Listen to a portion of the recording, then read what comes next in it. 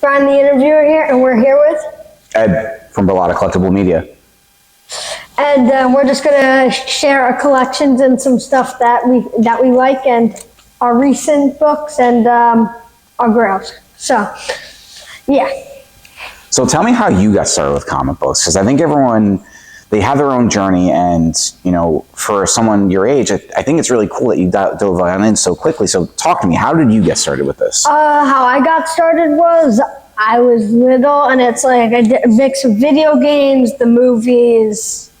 I played like a bunch of all the Arkham games when I was little, all the Lego games when I was little, and my favorite movie is Iron Man 2. Number 2? Yeah, I like that one. Okay, so it's funny, I love the second one too. I know a lot of people, they don't have the same kind of opinion as you and I. What about number 2 pulls you in as your favorite? Because I think it's I mean, again, personally, I love that, but to hear from someone else, I'd like to hear that side of it. I like the costume in the beginning. Like, not the silver and red suit is like my favorite Iron Man suit, and I like Whiplash. I know a lot of people don't love him. I really liked his character, and it introduced and started a lot of things. I agree.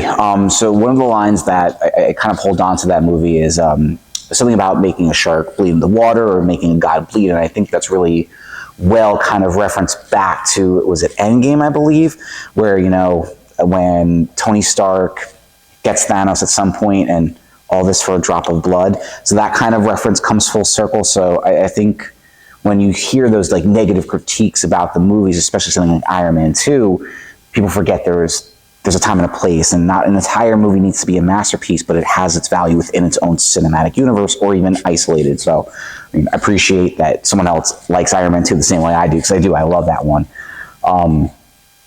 So to kind of share my story, and I was saying to you earlier, comic books for me are really near and dear, because when I was younger, I really had a hard time reading.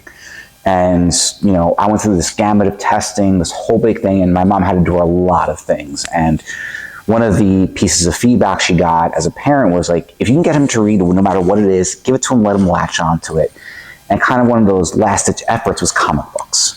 And my mom gave me 2 books. I believe at one point it was like a Batman, a Wolverine, something to that extent, and that's what caught me. And that was what got me to read, got me focused, and was part of the journey of collecting and reading, because those are almost 2 separate things, but it's something that is a catalyst in my life. It's helped me, comic books has helped me personally, financially, navigate a lot of things in my life. So, you know, I think there's a reason why there's such a big industry and why people are so heavily invested into it. There's some sort of emotional attachment, and also it gives us a sense of safety outside of our own reality. So,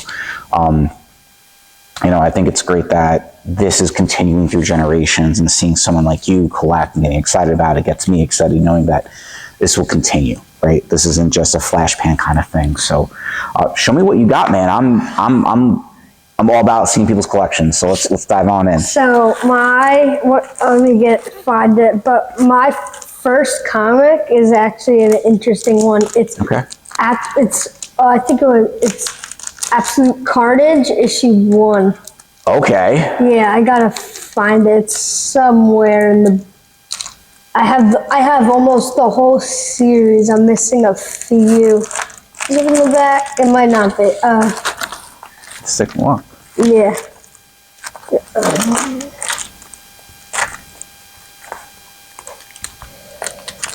Now, Absolute Carnage. This is the one where Null comes in. It's this. Oh no, it's Maximum Carnage. Oh, Maximum Carnage. Okay. Yeah. And then this is the first one.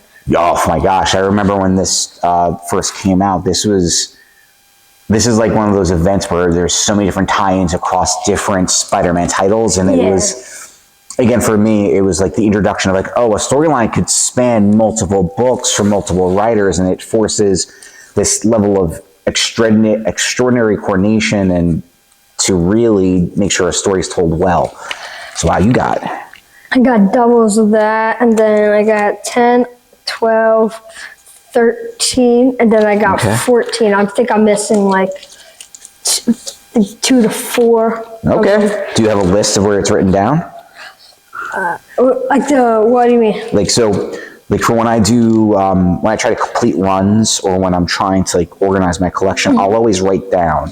So, cause like I'll go to a comic, a comic event, and if I don't have a list, I'll double buy things. So like, again, nothing wrong with doubles. I have so many doubles, but when I'm on a mission to complete a set or a run, I gotta take my notes. I'm missing 2 and 7 and 8. Gotcha. So one of those covers caught my attention. One of them has Black Cat on it. Did you know which one that was? That is it's not that one. Wait, I think one more. This one. Yeah. This one's really cool. This one's really cool. You want to show the camera? I do. So anything that's Black Cat or Femme Fatale, I'm really into. Again, circling back to one of those like weird aha moments was my mom bought me like a She-Hulk cover, and I was like, oh, I like this. And she then bought me a few Black Cat covers, and so for me, anything Black Cat, Femme Fatale, I tend to grab towards or move towards as well. You know, it's funny, I don't have the first book as far as me reading, but I did bring the first book that got me to collecting. So when I was, oh my gosh, I can't remember the age, but I remember the moment. So I go to Main Street Comics in Millstone, New Jersey. It's been my go-to local comic shop for, gosh, I don't know how many years. But, you know, I'm regular. He has his pull list for me. And Amazing Spider-Man's always on the pull list. No matter what kind of status that book is in, whether people like the writing or not, I'll always pull it, always read it, always review it. And I remember the day that Amazing Spider-Man 601 came out. It was one of the first J. Scott Campbell covers that he did. So I remember, and this is, I believe, the actual book I bought that day. I remember Mike handing me my pile from my pull list, and on top of it was this Amazing Spider-Man 601. And I just remember going, this is special. Like, the artwork is special, what it's communicating is special, and this is artwork.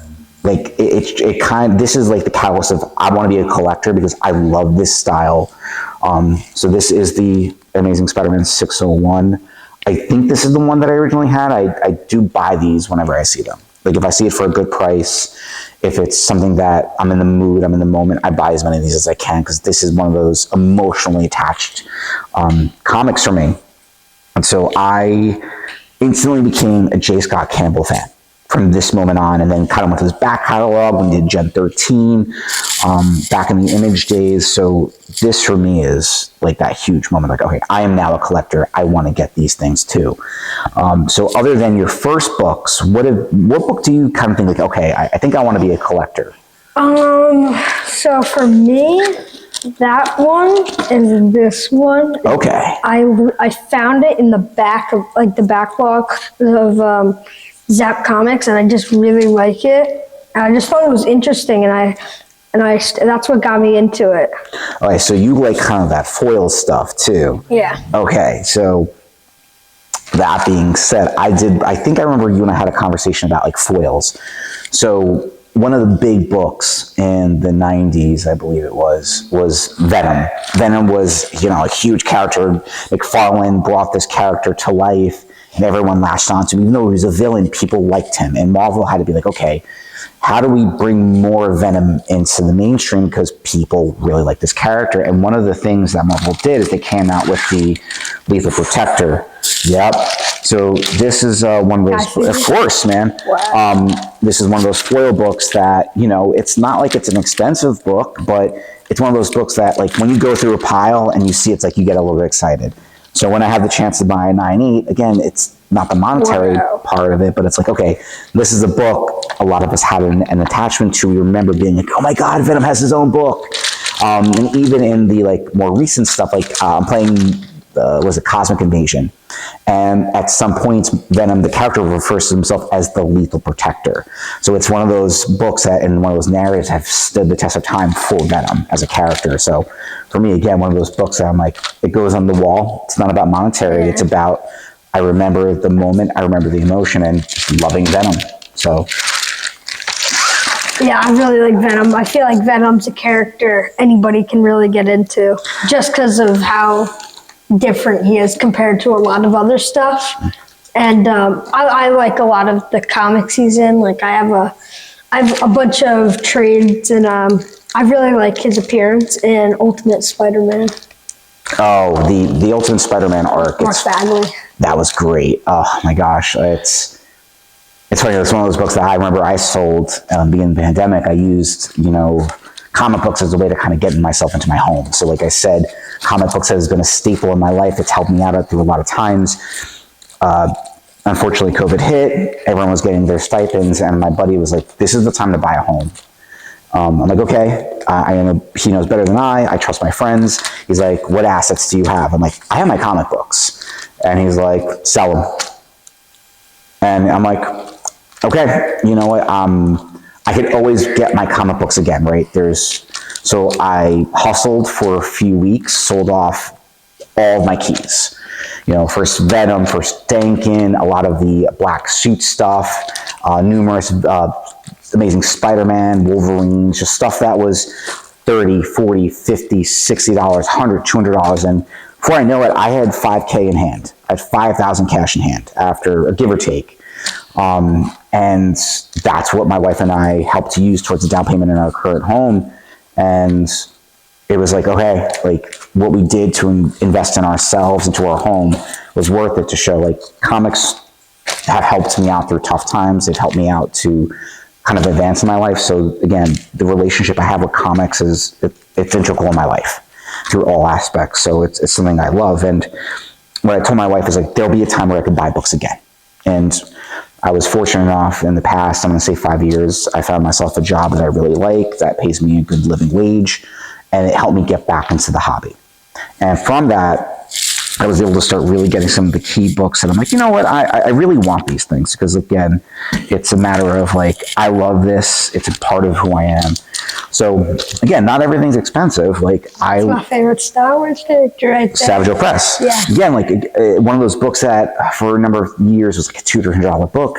I was waiting on it, and I was able to kind of work a deal out with someone at Comic-Con where I got this for, let's call it $30, $40. Yeah, like again, it's knowing how to talk to the vendors, having a relationship with them too. So for me, Savage Oak Press was one of those underrated villains. He caused such a big problem in the Clone Wars. So scoop that up, and part of that deal was also one of the first malls. Those together. Exactly. Nice. So for me, from a collector standpoint, I like having these kinds of things together.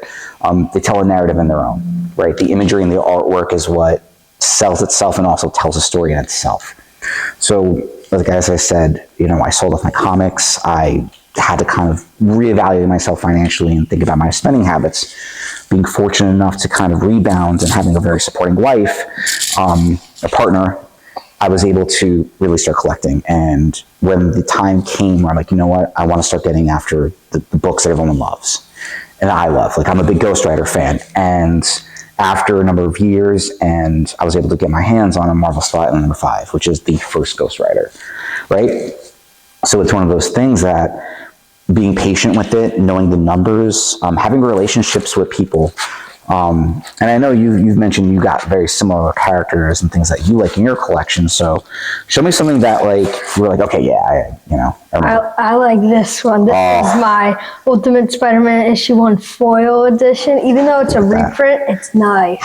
And that's the thing. A lot of people want to kind of shame or bash reprints or foils or face smiles or facsimiles. They're collectors, right? People love those things, and I have a lot of those in my collection. No shame to it. I enjoy it, and I have like 1 or 2 of those Daredevil number 1s in my collection as well. I got the next. I have Ultimate Spider-Man up to 4. Okay. So this is one of my favorite covers I own here. Ooh. That's a nice one. I Yeah, got. well, number 2.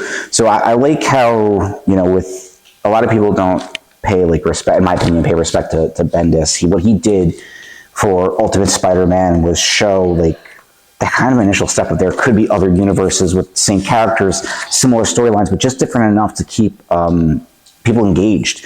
So that was one of the best reads. I still to this day go back to my trade paperbacks of the Ultimate, especially the Venom run. I know a lot of what the comic, was it Spider-Man 94, right? The comic book, and even if we think about that animated show growing up, that storyline is most similar in my opinion, and a lot of people attach themselves to that. What you got? I got an Alex Ross. Ooh. This one I really do like. I haven't found a lot of Alex Ross covers, but this is my first. And I think, yeah, this is my only one I have right now. Gotcha. I think, hold on, let me check, because I just picked up an Alex Ross recently, but this is my only Marvel Alex Ross I got. Okay, I'm like trying to find, again, like I grabbed a bunch of stuff. I do have a few Alex Rosses in my collection. Here. So, again, Black Cat. I'm a big Black Cat fan. The local comic shop I go to got a bunch of slabs in, pulled this aside for me, and I had to have it. It's the Alex Ross sketch edition of Black Cat for the Timeless collection.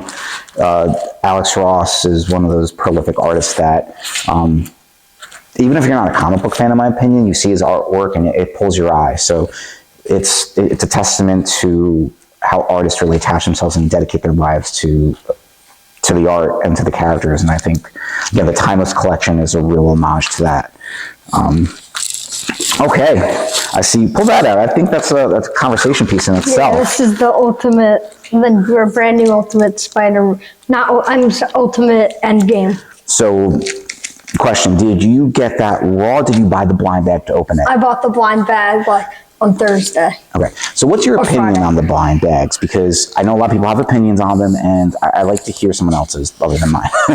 I think they're fun. I think they're really fun, but what I dislike about them is you can still get the A cover. Mm-hmm. I hate that you can still get the A cover, because I'm like, that's the most common thing. Mm-hmm. And so it just makes, and like, I know like having the limiteds are cool, but it's like, it makes these certain variants so hard to find. And it's funny, I'm in a group of guys and girls in something called the Comic Syndicate on Instagram. It's a bunch of guys who message each other, we share pictures. We have that conversation as far as a lot of the guys don't like the blind bags because, like, you know, they feel like it's gimmicky, they feel like it's just a cash grab. But my comment to them is like, think about the trading card world, how booming of a market that is, and comics are like, you know, people want to chase things. And yes, there's concerns with some of them, the integrity of the books not being great, but I think if people are reasonable and responsible and they just kind of buy a few and open them up for fun, it's good. You know, it's something that I think some of the people in the community get a little short-sighted on, because we all kind of fall in some sort of line of reasoning that preaches us. I like them, I enjoy them, and it's something worth, you know, having fun with, and kind of I want to see more of this stuff. And I'm excited for the Daredevil one that comes out when Stephanie Phillips does that run.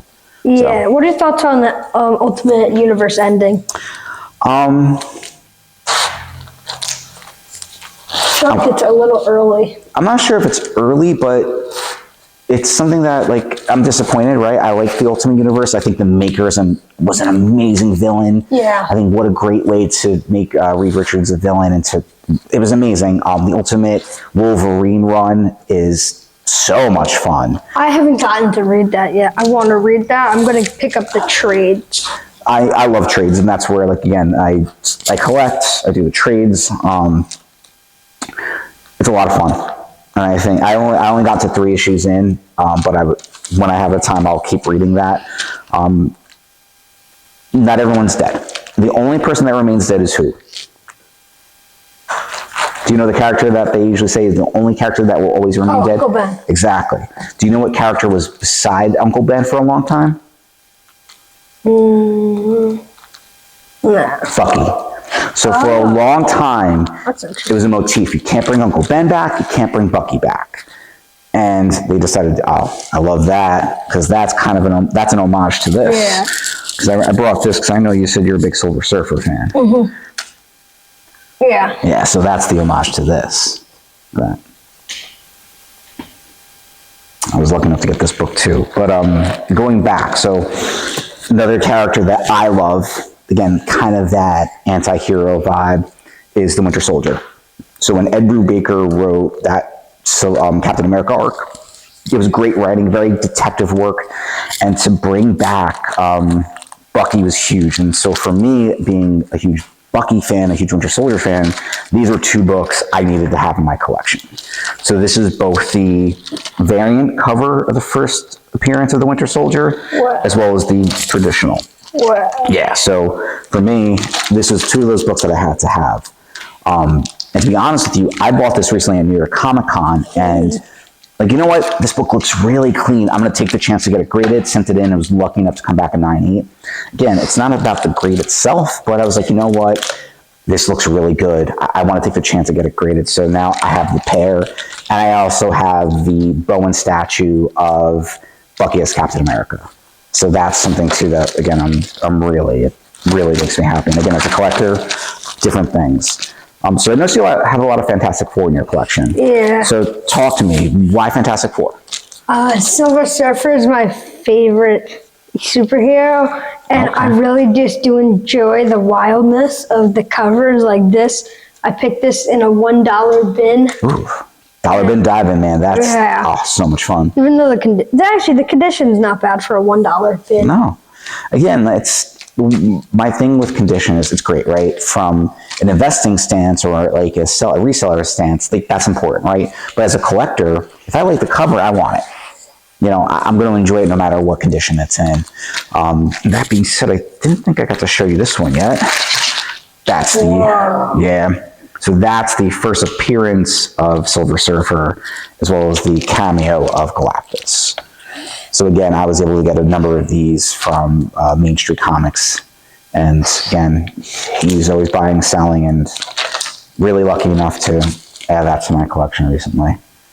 So I pulled out some comics I do enjoy, and this is Spider-Man and Wolverine issue 2 variant cover.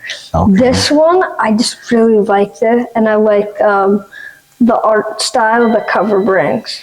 I do. I like how the green in contrast to the yellow. So I like color contrast a lot. So this is something that, again, I would probably pick out for my collection as well, because the artwork speaks for itself. So that's a really good one. And then I have this. I love the foil, and the cover's just great. Now, I know there's a significance to this issue. I forget what it is. But again, the foil thing, that seems to be your thing, which everyone's got their own thing. And then I also have the JSA I picked up by Alex Ross. Oh, you gotta show the camera that one. That one's beautiful. Yeah. That is a beautiful cover. Oh, man. So have you ever been to New York Comic Con or New York Comic Con? No, I want to go this year, though. There's usually an Alex Ross booth where he puts up like his pictures and paintings. That in itself is such an awesome experience at Comic Con, and it's just amazing to see like what that guy can do with a paintbrush. Kind of going back to artwork.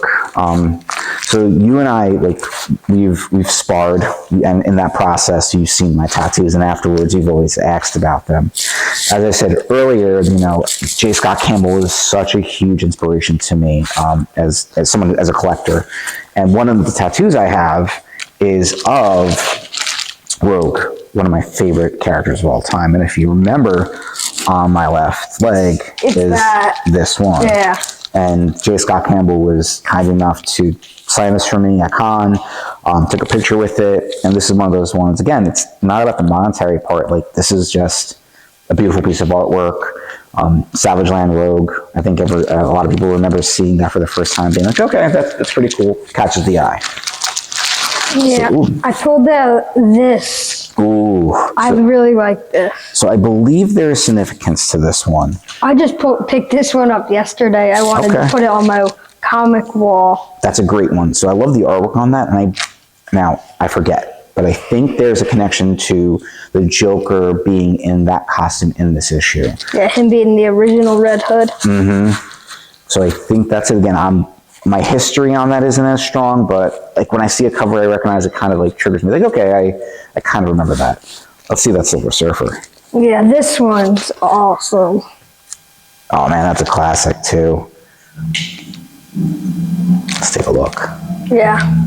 That is beautiful, like the newsstand. It's funny, a lot of people like to have kind of negative comments about the mass production of the 90s books, but Yeah. I disagree. You know, again, it was serving the market at the time. We're coming back to it now as late time consumers, and you know, I still get excited seeing that stuff. So again, I think people we're a little hard on the industry at times, but seeing like stuff reminds us why they do it. So I kind of want to try to figure out what I want to show you. I'm trying to find my Momoko cover of Ultimate Endgame. I'm trying to find it. So let me see. So we talked about J. Scott Campbell and that style of work. There's some other artists that are really prevalent now. So recently J. Scott Campbell did the swimsuit covers, Magic, Mary Jean. Other artists that I really go to a lot is Adam Hughes. Oh, let's see the peach though. Show that, because that's another artist I absolutely love.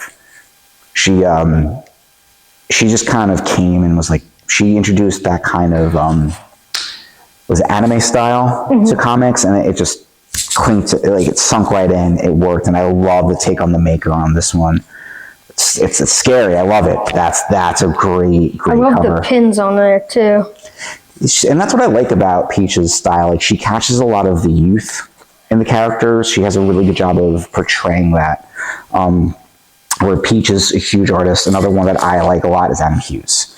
So Adam Hughes does a lot of pretty great covers. So you got a few Vampirellas that I add to my collection that I really, really love. Again, J. Scott Campbell. The one Adam Hughes one that got him kind of big, I believe it's this one. It's the Catwoman 51. This is one of those ones I added to my collection relatively recently, where I was like, you know what? Again, the artwork speaks for itself on this one. Yeah, I love the lighting on there. I love when the shine. That's why I like Alec Ross a lot. Like his when the suits are like glossy, it comes out really cool. And I think another artist that does that is Jenny Friesen. She did this recent Vampirella cover as well. So again, like talking about the shine on the brass and Vampirella's arm. The red is cool. Yeah, the pop of that's amazing. I think that's a lot of what the artists are doing now. They notice they have to sell their artwork, and they're doing a great job. So again, like me as a consumer and as a collector, and you as well, it's going to be the artwork that pulls you in. Yeah, talking about covers, I really, really like this Wolverine Max here. Gotta show the camera that one. Yeah, this one's good. Do we know the artist on this one? I pulled this recently, so Let's take a look. Let's see if it says it anywhere. There's a signature right there. I can't make it out though. But this is a really cool cover. Again, I think you're showing why, like, it's about the cover. It's about the art, what pulls you in. That's what really matters most. and this is my issue 1 Absolute Batman variant. I'm gonna try and find the other two, because they're of the other variants for Absolute Superman and Wonder Woman. They have variants of this, and they all connect. Oh, the connecting covers. I'm trying to find those. Oh, I love that kind of stuff. So let's see. Who's the artist on this one? Can't see the signature. It has a very it looks like the pose from Spider-Man #1. So it kind of has that homage feel to it. I think, I'm not sure if I brought it. I have an homage of Black Cat on that, but I don't think I have that.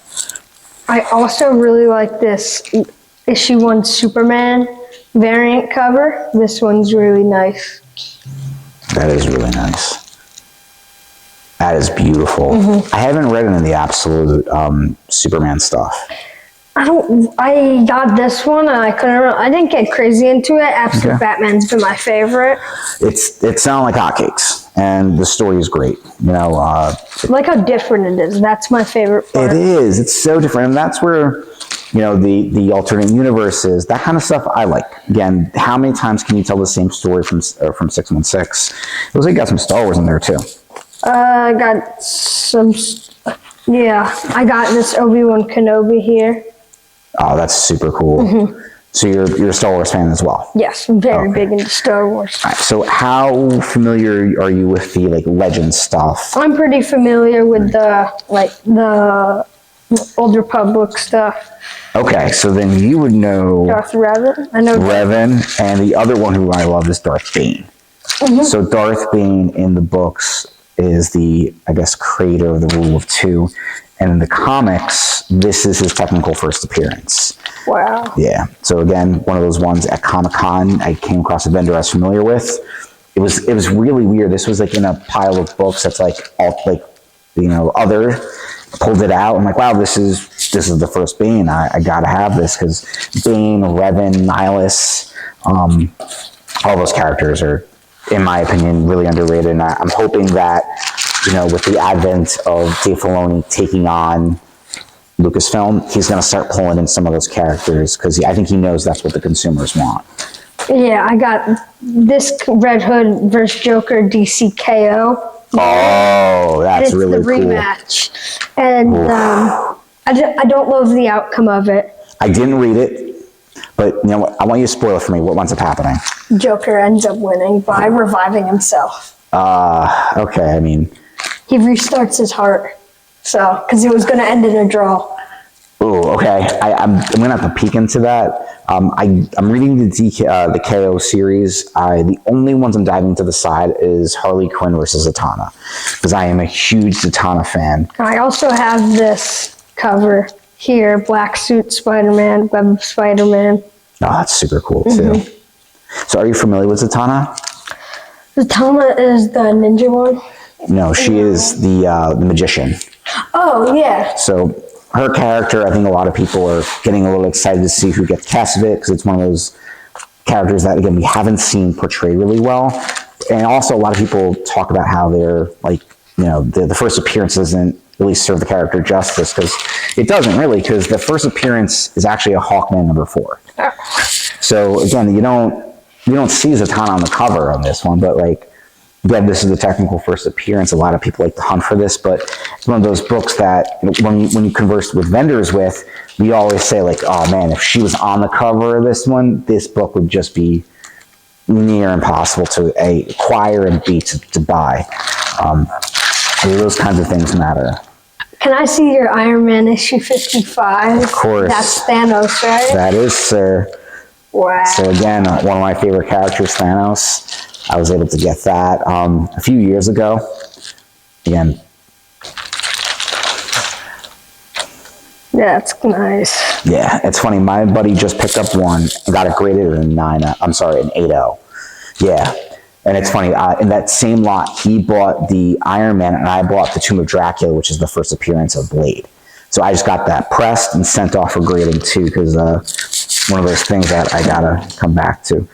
So anything else here you want to see? Wolverine 13. Whoa. Now, this one's a fun one. Now, that's awesome. So this, believe it or not, is the Mexican edition, and because the American one is near untouchable. Like, I think raw, that book goes for like $1,500 starting in rough condition. Really? I've seen some 9/8 sell for 5 figures. 5 figures? Yeah. So again, J. Scott Campbell, he's so collectible. But this is one of those books where it's like, again, I wanted to have the cover. I'm okay with getting this edition of it because, again, it's in my collection. Wolverine dressed up as Deadpool. It's such a great image. Again, J. Scott Campbell just kind of coming in all over the place. The way he takes in Psylocke, again, one of my favorite characters as well. The way he takes on this character, I love it. I have a bunch of these in my collection as well. What is that? I haven't seen that. It's hilarious. It's a Christmas Carol Deadpool variant. That's really cool. Is there like a one of those where it's like all the ghosts? I don't know. I didn't want to take this out because I didn't want to damage the spine. I was thinking about getting this graded. This is just a funny one. I love that. So like the collector in me goes, okay, I see that one. I would love to see if there's interpretations of each ghost and have those lined up in a collection. So that is super cool, man. Then we also got a Ghost Rider here. Oh, anything Ghost Rider, I'm always in. Again, that 90s style, man, like I love it. People could say what they want. I have always loved the 90s stuff. What would you say is your crown jewel book right now? Because that always changes. Like my Grail book? Yeah, what's your Grail book? Don't have anything crazy, but I recently got these two, and I really like this. Ooh, okay. Wolverine #1. I think that's signed by Joe Q. Yeah. Oh, look at that. I got this as a gift from the comic book guy at the desk at Secret Stash. And then he also gave me a Hunter Kill 500 limited copies signed. That's super cool. Yeah. And I love when they do right by people, because again, like Joe Q is an amazing artist. He, what was the run? One More Day and Brand New Day. Not Brand New Day, it was One More Day. The one where he makes the deal with Mephisto. Mm-hmm. Yeah. I love Joe Q's artwork, is prolific. I think the other day I told you I got my like all-time grail, right? Mm-hmm. So this is the one that I've always wanted, and I love it because there's a part of the irony of why I love the character. It's my Daredevil #1. I literally just got this a week or so ago. So it's one of those characters that I love because it's not that he has superpowers. He's just a guy who knows how to fight. He lives by a really strong moral compass, trying to do right by people. For me, it's an inspiration that you don't need to be super or have powers to take care of people. So for me, it was one of those books and characters that I'm like, this is it for me, right? Anything else I get after this is cool, but Daredevil's the character that I always attach to. I'm trying to get into Daredevil. What is the best one to start with, you think? Oh, man, the Brubaker run. If Brubaker's touched it, I recommend it. So the Daredevil Brubaker run's a good way to start. I forget the name of the writer, but the writer that made Elektra Daredevil, that series was really good. So if you're going to get into those, if you're going to start dive into those, I mean, it really, I loved it. To this day, I go back to the Ed Brubaker Daredevil. I go back to the Ed Brubaker Captain America when he did Winter Soldier. I got these two interesting covers. Ooh. It's What If Infinity Dark Reign, and it's Green Goblin with the Infinity Gauntlet on his hand. That is relatively terrifying. Yeah. Did you read that by chance? I got this like recently in a 4-pack. Okay. That also came with What If Infinity Thanos, and he's holding the shield. I love that kind of stuff. Yeah. The wacky stuff gets me. Yeah, I mean, it's good to entertain the possibilities of the what if, not getting consumed in them, right? Mm-hmm. But I love that kind of stuff. One of the best what ifs, in my opinion, is what if Venom became Punisher? What? That's crazy. I believe it's Venom. Punisher became Venom, or vice versa. It's a really cool cover. I think I have it in my collection, but again, I have to dig and find. So let's see this one. I got an interesting Wolverine here. I love that one too. Again, so here you have Kubert. This is again one of those artists that it's pretty recognizable. Great work. I absolutely love that kind of work. I believe. Hold on. I have something by him or an artist of that era. Again, like I was like, you know what? I gotta grab a bunch of books, and I literally grabbed this one. So no, I have Arthur Adams. So again, another artist of that era that a lot of people love is Arthur Adams. That very, how do I say, cartoony comic book style. Again, got this one at Comic-Con signed by the artist. Hold that one up. See, again, like that's this guy right here. Okay. So like this kind of style of work, I think is underrated still. Doesn't matter what kind of artist or who the artist is. This style of work stands up to itself, and I think a lot of people should appreciate it a little bit more. Can we see what you're reading currently? Yes, of course. So recently I picked up this Star Wars The Old Republic Legends. Again, this is where Revan is referenced. So issue number 9 or 12, I believe it is. Let's try to find it. I'm diving deeply into the Old Republic stuff, the Legend stuff. Because I love it. I like going backwards, kind of knowing where the source material came from, because a lot of people get very hyped over Revan, right? Yeah. So I wanted to really dive into it, and I fell in love with that character as well. And it's funny, I was reading that issue this morning. Revan, when his appearance happens, where are you? It's gotta be. I believe this is it. It's the next issue. That's cool. So here, it's number 9. So I wanted to read this and be like, hey, I want to see Revan's first appearance in comics. And this is the cover, which isn't Revan himself, but what I found really cool is like I'm reading, I'm like, where's Revan? I want to see Revan. Because again, I have sabers tattooed on me. What I found really, really, really cool is when I got to the panels of Revan's appearance in comic books, you don't see his face. I think it's one of the coolest things because it's like, again, we as consumers are so excited about the character. Here he is. That's nice. He's in 2 panels. That's it? He's in 2 panels. In the whole book? In this entire issue number 9, he's in 2 panels. No face.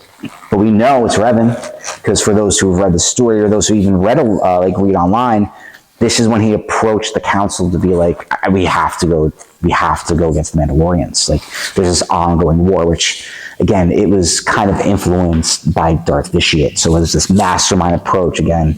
So, but to see it in the comic books and knowing I've read it, I've seen it on videos, like to see it in this moment was a wow moment. And then to later hear or read, I should say, the way they kind of depict it as like this extremism, like, right, Revanism. Revanchism. Exactly. So it's this, like, oh my gosh, this extreme thing. So to see how one character, that one little moment, makes this book so important. Yeah. And so I'm reading this. I'm also, again, I told you I go through between a few things. I also just started Dark Disciple, which is the kind of story of how I believe it's Asajj Ventress moves away from the dark side as she starts dating, I'm going to mess up the guy's name, Qualla Vos. He's one of the Jedi Knights. So I'm reading this as well. And the other book that I am diving into, because I see everyone talk about it, I have no idea. It's called Department of Truth. And from what everyone's kind of telling me, again, I haven't even opened it yet. Heard. It's about like conspiracy theories. So it's someone who studies conspiracy theories, like flat earthers. And it kind of explores this deep state narrative. So again, very speculatorial, very kind of extreme and fringe, but this is the kind of stuff that we get excited about. This is different, it is new. I don't remember the publishing date, but again, people talked about it for so long, and so I got a few of the trade paperbacks for Christmas, and this will be something I probably get into a little bit tonight, because I'll be going between the 3. Oh, that's another one. I got this sent to me from a comic book store, and... Which comic book store? Dad, Yeah. what comic book store sent me the 3 comics? Okay, they're gonna. They're from Canada. Yeah, we got a Canadian comic book store sent me 3 comics. The other one is on my comic wall, but I got these 2 sent It was to me. Vaulted Icons. Okay. Vaulted Icons sent me these 2 comics here. They're really cool. Well, that's a Jim Lee cover, man. Yep. That's such an iconic cover. That X-Men run, again, 90s stuff, mass-produced. I love it. I can never get enough of it. I don't care that it's in dollar bins. Every time I see it, I get excited. Yeah, and then this one's really nice. That is very nice. I don't recognize that cover. Yeah, I like this. And then recently picked up a World War Hulk's issue 23, who is the Red Hulk. So I love that run, too, because I love the artist Ed McGuinness. Ed McGuinness, again, it looks like he gets a lot of inspiration from Arthur Adams, where it's a bit of that cartooniness, but it speaks in its own right. And I love where you see that inspiration across different generations, different artists, because I love that artwork. That's so cool. The details on the forearms, and it's still so animated. There you go.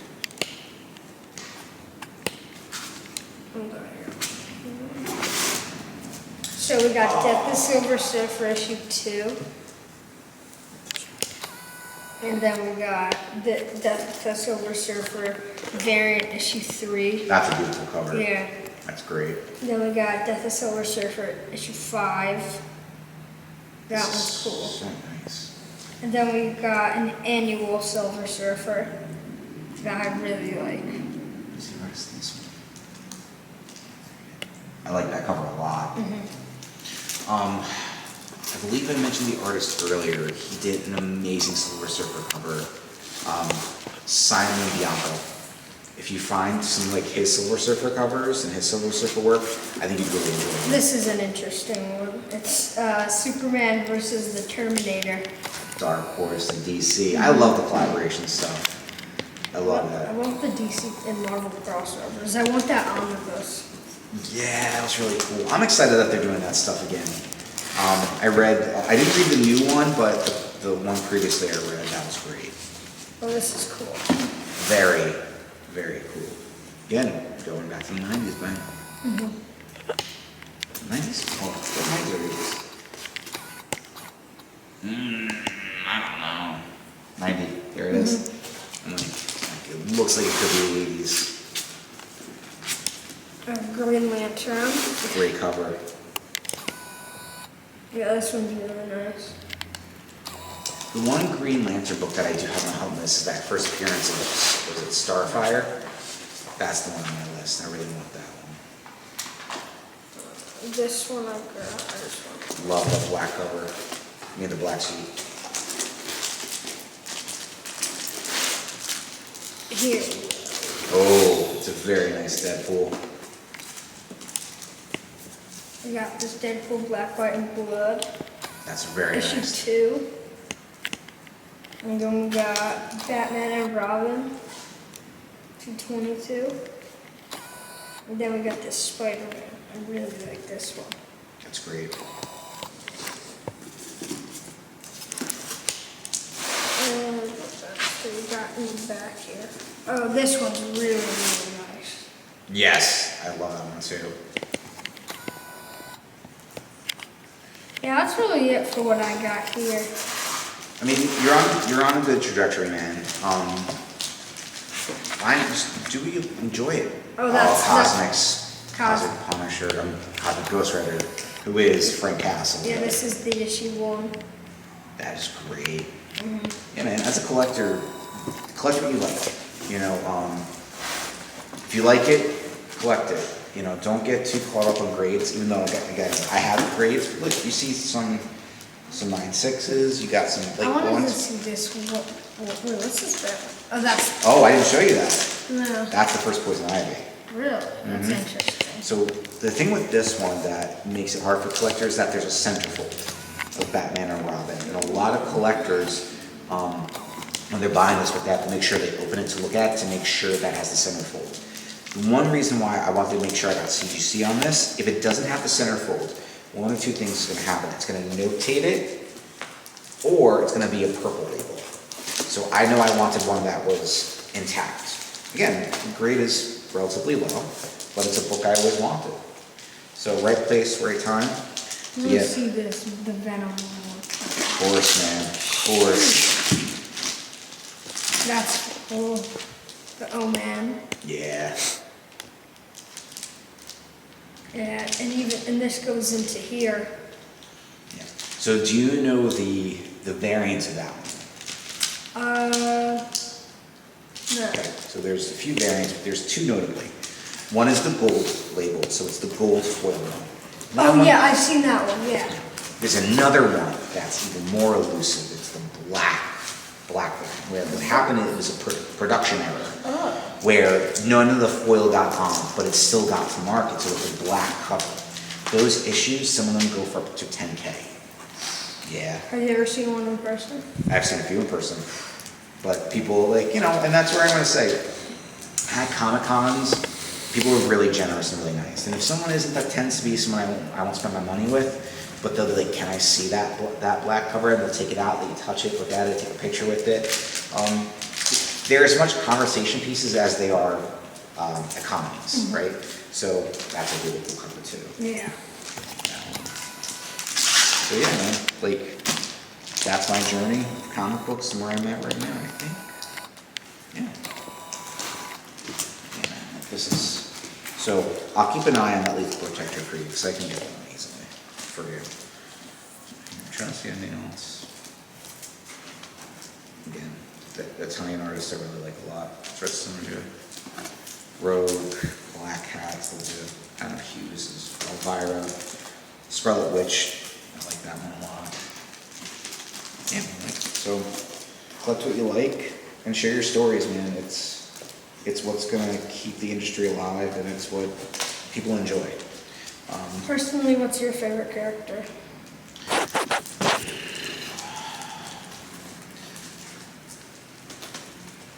Daredevil. It's funny. I like Silver Surfer and Red Hood. Red Hood I like a lot too. The reason why I like Daredevil is, again, he's a lawyer, he's blind, he's a devout Catholic who, it's funny, because as an atheist, I'm someone who, I don't believe, but I still love the character. It doesn't matter what he believes, and I think what he stands for is what matters most. And that's something that's important. So I'm gonna go Daredevil. I'm gonna go top three, because I think that's easier for me. Top three is definitely gonna be Daredevil, Rogue. I think number three has to be Thanos. I do like Thanos, because do you know where the name of that name came from? Okay. So Thanos is a take on the Freudian death drive, so Thanatosis. So the writer and creator of Thanos was studying psychology at the time, and so it's Eros, Thanatosis, and he used Thanos to create the character.